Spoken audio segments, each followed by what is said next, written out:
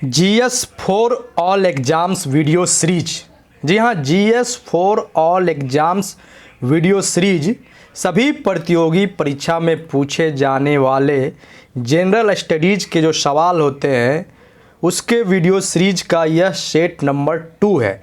अगर आप लोगों ने सेट नंबर 1 अभी तक नहीं देखे हैं तो डिस्क्रिप्शन में प्लेलिस्ट का लिंक है, वहां जाकर आप GS फॉर ऑल एग्ज़ाम्स के वीडियो सीरीज जो है वो आप देख सकते हैं। तो चलिए सेट नंबर 2 की शुरुआत करते हैं। बढ़ते हैं प्रश्न 1 की ओर। रेमन मैगसेसे पुरस्कार की स्थापना कब हुई?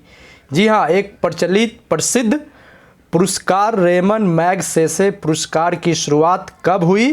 तो इसका सही जवाब है 1957 में, यानी 1957 में। रेमन मैगसेसे पुरस्कार को एशिया का नोबेल पुरस्कार भी कहा जाता है। एशिया का नोबेल पुरस्कार रेमन मैगसेसे पुरस्कार साहित्य तथा पत्रकारिता के क्षेत्र में दिया जाता है। और एक बात और आप जानिए, फिलीपींस के भूतपूर्व राष्ट्रपति थे रेमन मैगसेसे। उन्हीं के याद में, उन्हीं के नाम पर रेमन मैगसेसे पुरस्कार दिया जाता है। एक बात और जान लीजिए, ये जो रेमन मैगसेसे पुरस्कार है ये फिलीपींस के राष्ट्रपति के नाम पर दिया जाता है, भूतपूर्व राष्ट्रपति। तो फिलीपींस की राजधानी कहाँ है?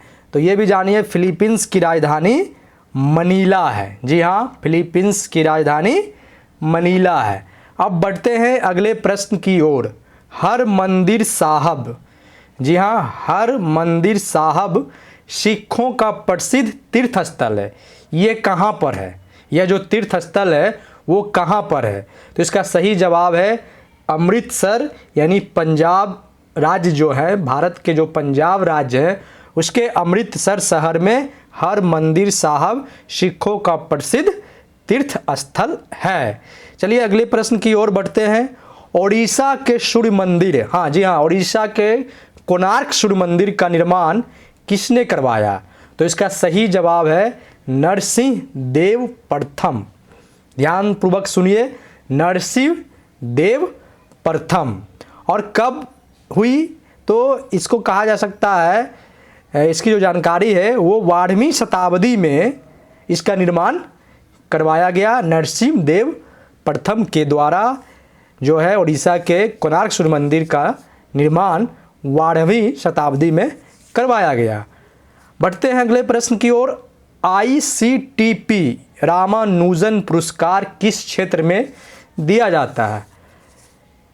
तो गणित के क्षेत्र में ICTP रामानुजन पुरस्कार दिया जाता है। एक बात और जानिए, राष्ट्रीय गणित दिवस, भारत में राष्ट्रीय गणित दिवस 22 दिसंबर को प्रतिवर्ष मनाया जाता है। बढ़ते हैं अगले प्रश्न की ओर। लोक नृत्य, जी हाँ, बहुत सारे भारत में लोक नृत्य है, उसी में से एक है आलू यट्टू। जी हाँ, आलू यट्टू एक लोक नृत्य है।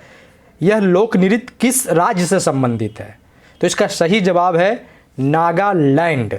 जी हाँ, आलू यट्टू लोक नृत्य जो है वो भारत के नागालैंड राज्य से संबंध रखता है। चलिए अगले प्रश्न की ओर बढ़ते हैं।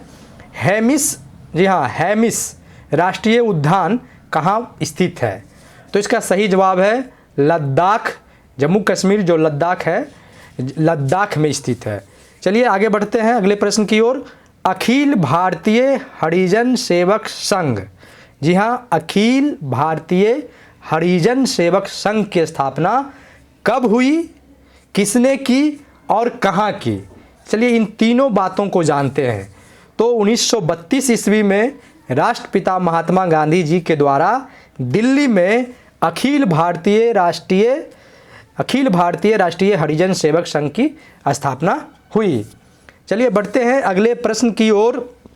सूखा रोग, जी हाँ, इसे अंग्रेजी में रिकेट्स कहते हैं। ये जो सूखा रोग है अंग्रेजी में रिकेट्स के नाम से जानते हैं, शरीर के किस अंग से संबंधित है? तो इसका सही जवाब है हड्डियाँ, यानी अंग्रेजी में बोन्स। चलिए बढ़ते हैं अगले प्रश्न की ओर। विदेशी भूमि पर तिरंगा फहराने वाले प्रथम भारतीय कौन थे?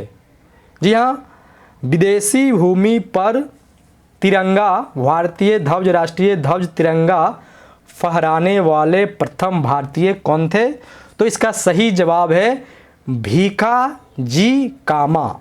जी हाँ, भीखाजी कामा। चलिए अंतिम प्रश्न की ओर बढ़ते हैं। प्रश्न नंबर 10।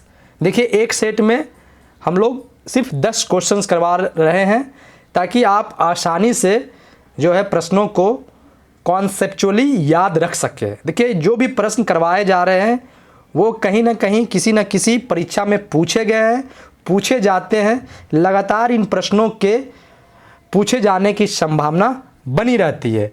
तो अंतिम प्रश्न, प्रश्न नंबर 10 की ओर बढ़ते हैं। तपोवन विष्णुगढ़ जल विद्युत परियोजना। जी हाँ, एक जल विद्युत परियोजना है, उसका नाम है तपोवन विष्णुगढ़। यह कहाँ पर स्थित है, यानी भारत के किस राज्य में स्थित है? तो इसका सही जवाब है उत्तराखंड। यानी भारत के उत्तराखंड राज्य में तपोवन विष्णुगढ़ जल विद्युत परियोजना स्थित है।